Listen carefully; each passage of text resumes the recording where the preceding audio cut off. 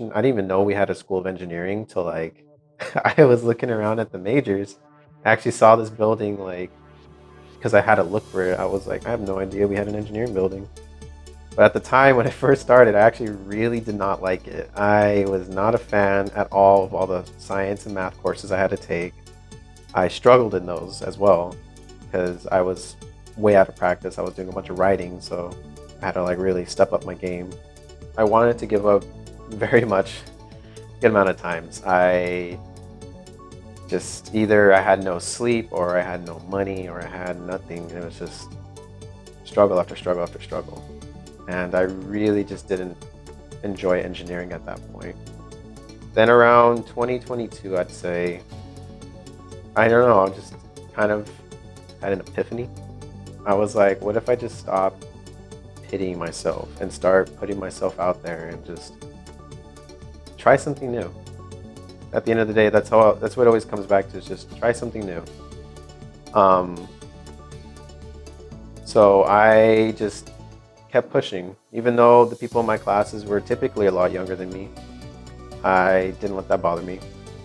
I went ahead and stopped caring about my performance compared to others. I started to focus more inward, and it began to pay off. My grades started to very much increase. I might have had, I guess some people are easier understanding subjects than others.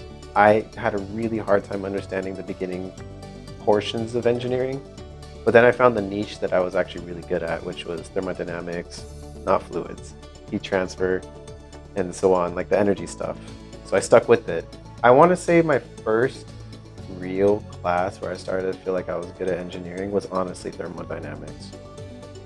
That was, I believe, the first B I received in the whole engineering curriculum, because before then, I really only received C's and D's still. But that class kind of showed me that, hey, I'm good at some aspect of engineering. And I just went with it. I let that victory outshine all my other failures because it proved to me that I was able to still overcome and I can still get good grades. I might not be able to get a 3.0 GPA, but I can still very much show people my good grades and be very proud of them.